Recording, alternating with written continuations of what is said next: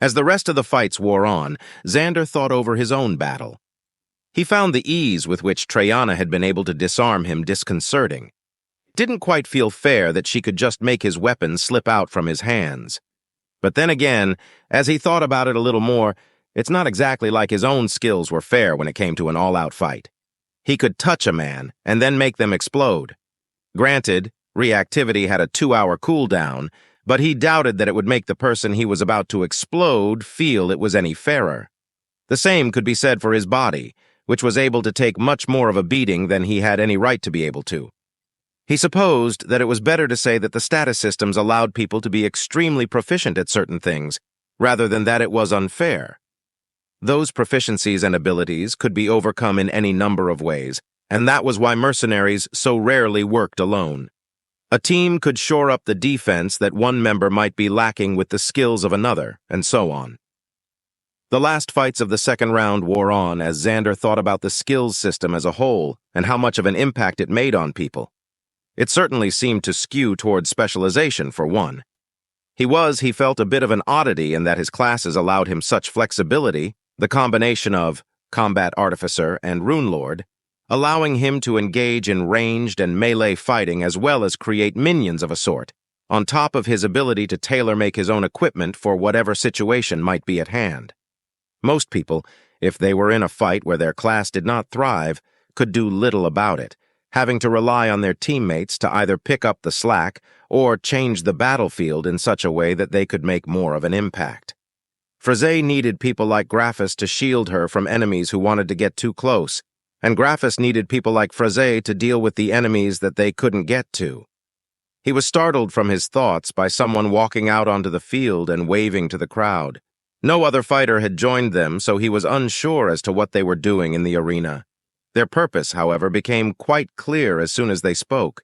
In a voice that was augmented either by some artifice or by a skill, the man's voice rang out over the field to the crowded stands, roaring, "Ladies and gentlemen, humans, dwarves, elves, and esteemed visitors from across the seas, you've seen the first 2 rounds, and we've shaken the chaff from the wheat.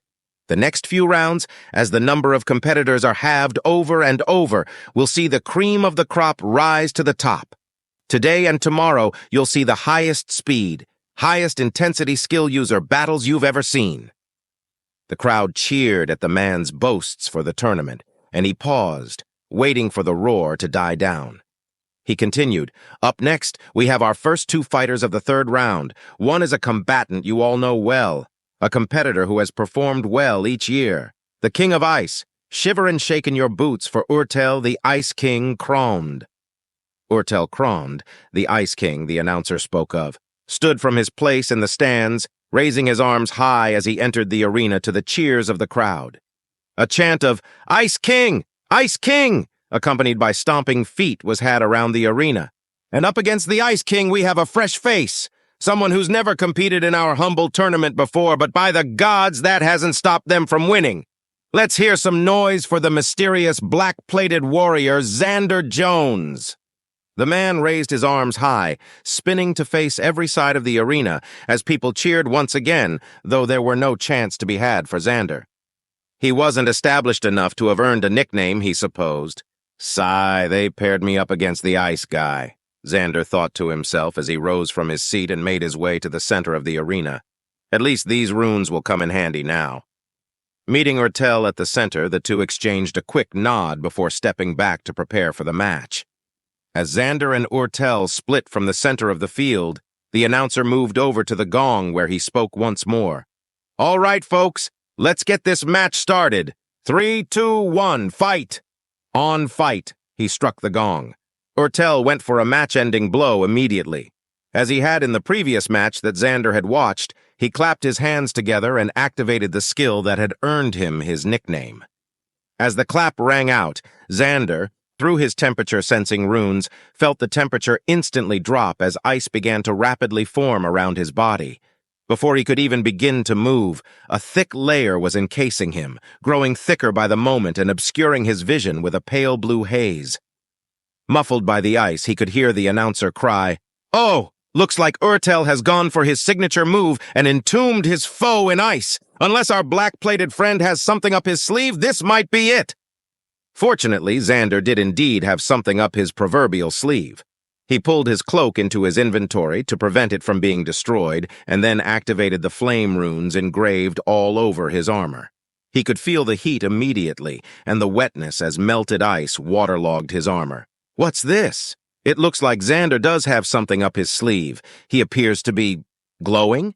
No, he's on fire, and he's melting his way through Erell's ice block. Looks like we're in for a fight after all. The crowd was cheering and roaring as the flame-wreathed figure of Xander finally melted enough space in the ice to begin breaking out of it, sending shards of melting ice flying. Free of the ice, Xander ceased feeding the runes mana, and the flames winked out of existence. In the short time they'd been on, he had begun to feel the silicone begin to melt from the heat, and he expected that it would catch fire, costing him his sense of touch if he kept it up any longer. He'd likely need to fix the outer layer of fake skin and hair on his body tonight after the tournament. A bolt of ice cast from Erell that shattered against his breastplate returned his mind to the fight. Xander swiftly moved to close the distance between him and Erell, who had been backing up as Xander melted through the ice that he'd been encased in. Swinging his chain, he cast it forward, aiming at Erell. The Ice King replied by raising up a wall of ice that stopped the head of the weapon dead in its tracks. Xander reeled the weapon back in and began to spin it again, building up momentum as he navigated around the wall of ice.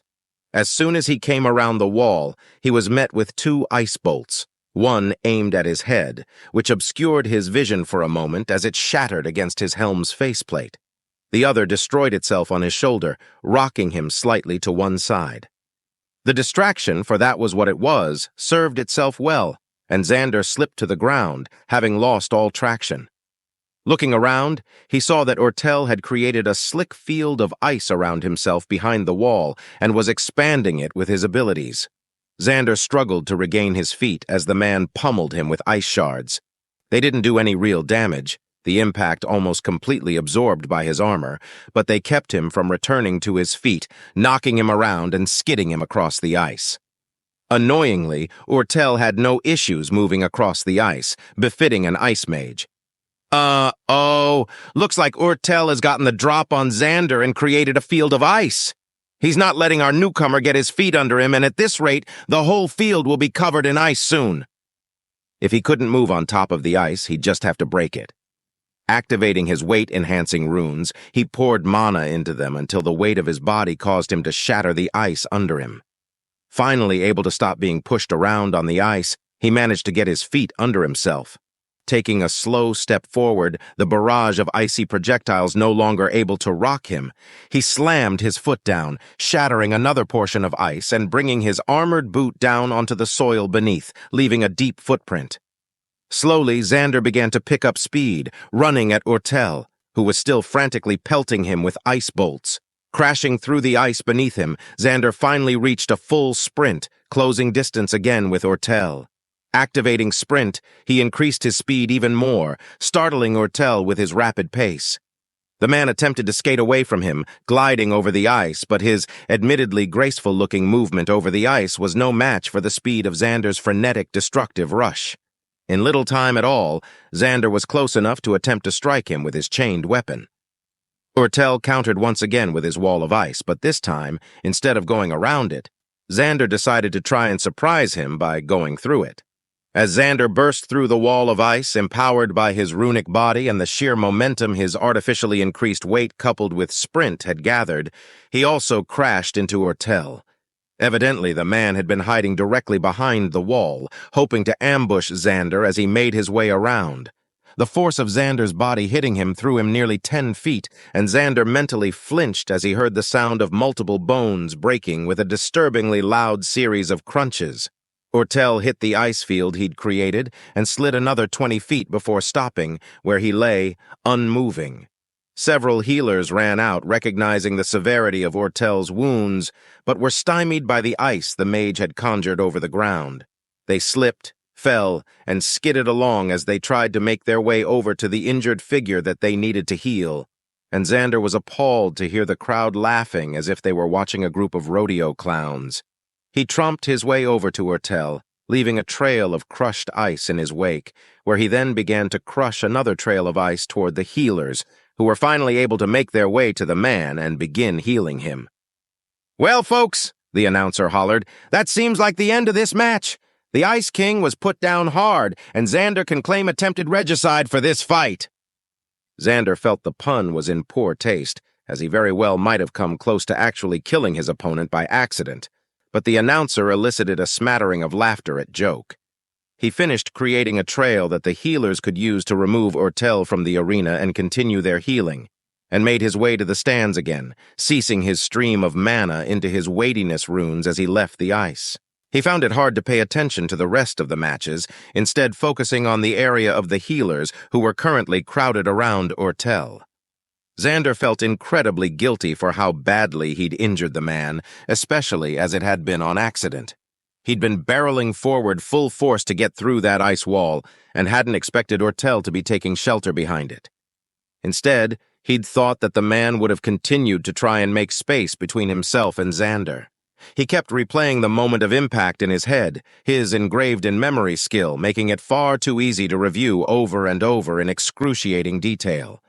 Reviewing the scene in his mind, he felt certain that he'd at the very least broken Erell's arm, shoulder, and some of his ribs, as well as concussing him, if not fracturing his skull as the man's head had snapped to the side and then impacted Xander's armor. It was like watching a car crash in slow motion, only he was the car. He hoped the man would be all right, and was relieved to see him finally stand up, though he was clearly still in pain and seemed unable to properly walk. Surely, with enough time spent with the healers, he'd be back on his feet. He was startled to realize that he'd been focusing so much on Erell that the rest of the matches had finished, and that the last one for the day was going on. In fact, even this match was almost over, and one of the combatants, the lone elf who had enrolled in the tournament, had disarmed their opponent and was currently battering them down past their shield. With a few expertly placed stabs, the elf's opponent was unable to move their arms any longer, forcing them to surrender. "And Ilano wins another match. But ha! That's no surprise, eh?" the announcer crowed, and the crowd laughed with him. Clearly, the elf had participated in the tournament before and was expected to do well. "And that does it for today. Tomorrow we have our last 2 rounds, and it's looking to be a toss-up.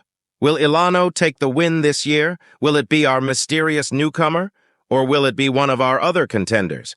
Find out tomorrow when we narrow our 12 contenders left down to 1 champion." Once again, the slow process of emptying the stadium began. This time, Xander opted to leave as soon as the event was over. He'd end up in a crowd no matter what, so he might as well get back to the inn a little earlier. He made his way out of the arena and navigated around the various gaggles of people surrounding various stalls set up outside the stands and joined the crowd that was sluggishly moving towards the city proper. Xander sighed mentally. He should have flown to the inn, but he hadn't considered it, and now he was too boxed in with the crowd to be able to spread his wings without hitting someone.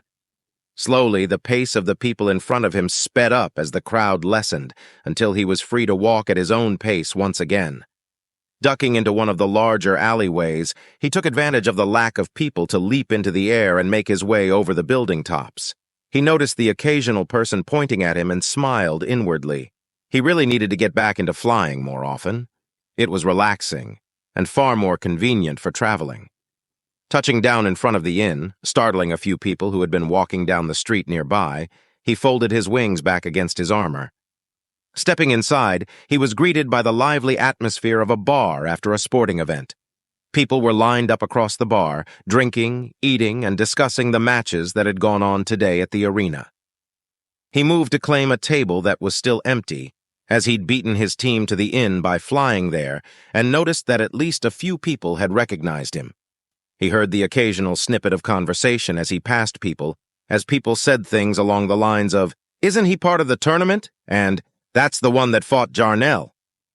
Finally making it through the packed seats to the table he'd been angling towards, he sat down to wait for his team. The bartender by this point knew not to bother with trying to serve him, and so he was left alone with his thoughts as he waited. It was odd, sitting in a room full of people who seemed to recognize him, but didn't know him. People kept stealing glances at him when they thought he wasn't looking. If this was the amount of fame that one got for doing well in a local competition, he was glad he wasn't actually famous. Just this was making him a little uncomfortable. 15 awkward minutes later, Atrax, Phrase, and Graphus entered the inn, followed closely by Gabriel and Freya. They all, including the big cat, made their way over to table Xander had chosen once they'd spotted him and took seats around him, with the exception of Freya, who instead sat on her haunches between Gabriel and Xander. Atrax was the first to speak, saying, "Damn, Xander, you hit that guy like a cart hitting a small child that ran into the street. Remind me not to get in your way next time you need to get somewhere." Sheepishly, Xander nodded. "Yeah, it was an accident. I didn't think he'd try hiding right behind the wall." He turned to Gabriel, asking, "Is he going to be okay? I saw that you all were able to get him awake, but he seemed rough still." "Oh yes, you really did a number on him, Xander. That level of blunt force trauma can be a nightmare to heal," she continued, and Xander wilted under her commentary. Noticing his shift in demeanor, Gabriel added, "But he will be fine. It'll just take a few more sessions of healing is all. And those will be covered under the fees he paid in the first place to join the tournament." Xander felt some of his guilt ease as he was told that his former opponent would end up just fine. Well, if you see him for healing, let him know I'm sorry, all right? It was not my intention to do that much damage to him." "I'll make sure to," Gabriel said. "Now let's celebrate that win," Phrase interrupted, gesturing towards the barman to come by. Drinks were had, though once again, no one went overboard like that first night he'd arrived, and the team took turns ribbing Xander good-naturedly about accidentally defeating his opponent. As the evening drew on, they separated to their own rooms. Freya was stabled again, and Xander was free to make his way to his room with Gabriel. Taking off his helmet once he was back in the room, he was glad none of his teammates had asked him why he was keeping it on. He created another small piece of steel to use as a mirror. The last one had disintegrated since he'd last used it. His arming jacket had suffered as well, the exterior of it completely singed. Still, it had held up better than he would have expected. "Xander, what's wrong with your hair and your face?" Gabriel asked, sounding horrified. Looking into the mirror, he saw what had Gabriel so disturbed.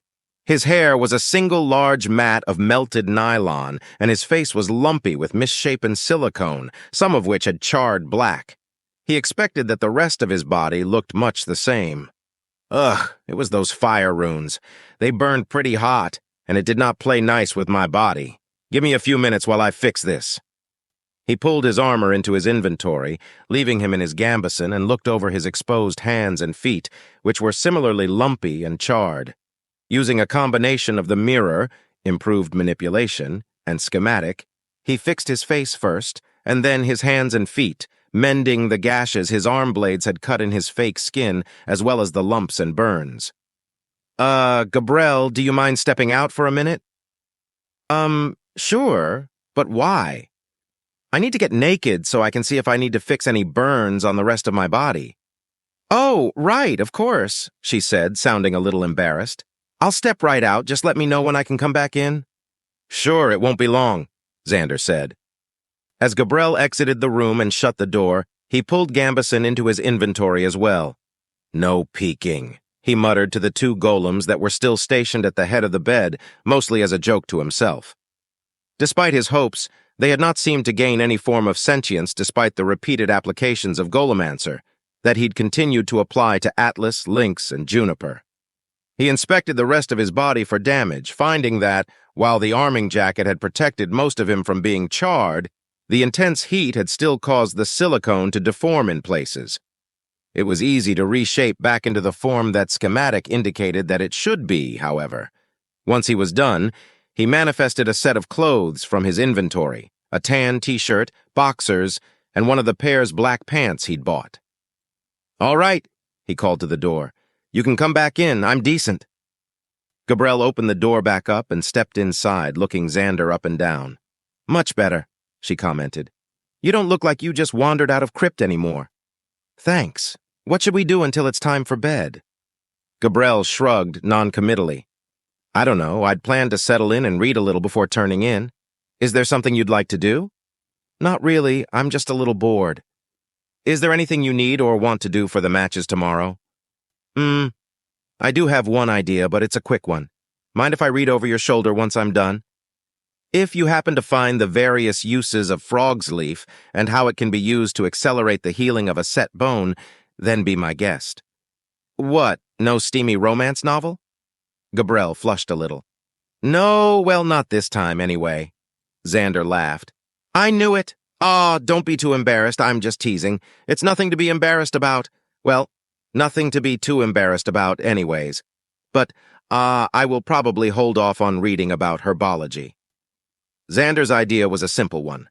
If he wasn't going to be able to hit an agile opponent with a jar, then why not make the jar explode so that he'd only need to get the jar close to his opponent? He created a series of small coin-sized discs and carved an explosion rune on each of them, along with an array that would allow him to remotely power them. The single rune wouldn't be enough to do much damage, but it would surely break open the jar and throw the glue in all directions. Carefully, he dropped a single explosive disc into each of the jars that he'd previously filled. With nothing else to do, or at least that he felt like doing, Xander slid into bed next to Gabriel, who was still reading, and using a small pencil to make occasional notes in the margins of the book. Done already? She asked. Yep, it was a pretty small idea. Well, I'm just about at a good stopping point, so how about we try and get some sleep for tomorrow? Well, me, that is. You just do whatever it is you do when I'm asleep. Wait, you don't stare at me while I'm sleeping, do you? Xander decided to return to some older ideas he'd had that night, now that he had the time and more experience with rune work. Namely, the idea he'd had for a cloak that could adapt to its environment, creating a kind of adaptive camouflage. He already knew that he could arrange runes to sense temperature or touch, so surely he could have them sense color. But how would he translate the color that the runes sensed into being displayed on the cloak? Colors were just different wavelengths of light. Perhaps some kind of modulated light rune could display the color. But then it would glow in the dark, even if he powered the light runes as little as possible. Maybe an inverse light rune could be used instead. Rather than putting out light, it could absorb more or less light, leaving what was reflected naturally by the cloth and picked up by the eye as another color. He'd have to start with a base color that was a combination of all the colors of light, a bright white. Then he could cover it with intelligence runes that would detect nearby colors and an array that would interpret these sensed colors into how much light the inverse light runes would absorb. That should work. An array to detect color, in 3 parts for the primary colors of light. Each part would detect how much red, green, or blue were in the color, then more intelligence runes to translate those numbers into how much to power the inverse light rune. If the color was white, maxing out each array for red, green, and blue, then the inverse light rune would be unpowered, leaving the cloak white for that portion of the array. If it was black, the rune would be fully powered, leaving the cloak a deep black. Anything in between would vary the power of the runes and hopefully produce another color. He'd have to test it out and work out the exact levels of power that would achieve the proper colors. But in theory, it should work. All the thinking of runes that could detect color, ways to display other colors, and runically sensing what was nearby brought him to another idea: thermal vision. He already knew he could sense temperature with runes, and he'd had the idea of using light runes to display color. He could use a similar idea to the sections of runes he'd use on the cloak, and instead use runes that would detect heat and light runes to display colors that corresponded to different levels of heat. Slap that onto a pair of goggles, and he had heat vision. Inspired, he carefully slid out of the bed and made his way over to the desk in the room. He created a set of metal goggles that would fit over the eye slits of his helm, with an elastic band that would keep them in place. On the outside of the opaque metal lenses, he engraved a multitude of runes to detect heat, similar to how the runes on his body worked. These, however, were linked to multiple amplification runes, magnifying their sensitivity. They were linked to light runes on the other side of the lens, layered as tightly as his new miniaturization skill would allow. An intelligence rune would modulate each light rune according to the corresponding temperature-sensing rune on the other side of the lens. White for freezing cold things, scaling up to a blue for cooler temperatures and transitioning to red for warmer colors, and a blazing orange for fiery hot. These light runes would act as individual pixels and hopefully allow him to see heat signatures, even in pitch darkness. He spent the next few hours painstakingly carving the runes on the lenses of his goggles as tightly and neatly as possible, powering it with gathering arrays on the sides of the goggles where they flared out to block any incoming light from disrupting the light runes. When he was finished and the runes were fully powered, he could already see the faint light shining on the inside of the lenses, shades of blue indicating the background of the room. He held them over his eyes and looked left and right. He could see the form of the desk, and the shape of the room, and the red spot that was Gabriel's form underneath the covers. He looked at his own hands, seeing the warm red tones that his heat runes put out. The two golems were much harder to see. They were essentially the same temperature as the wall, causing them to blend in. He could just barely see them outlined, likely because their smooth surface was a little bit colder than the wooden walls, but he had to look closely to do so. This highlighted the downside to thermal vision. Against anything that was the same temperature as their environment, like constructs, undead, or potentially even reptiles due their cold-blooded nature, they would perform poorly and leave him at a disadvantage. Still, it was a useful tool, allowing him to navigate in the dark without giving away his position by having to use a light. Satisfied, he stashed the goggles in his inventory and made his way back to bed. He felt much more relaxed after the mental challenge of creating something new and was much more content to lay back on the mattress and wait for the morning to come. If you love engaging stories like this, make sure to like, subscribe, and turn on notifications to stay updated with all the latest episodes from FY Stories.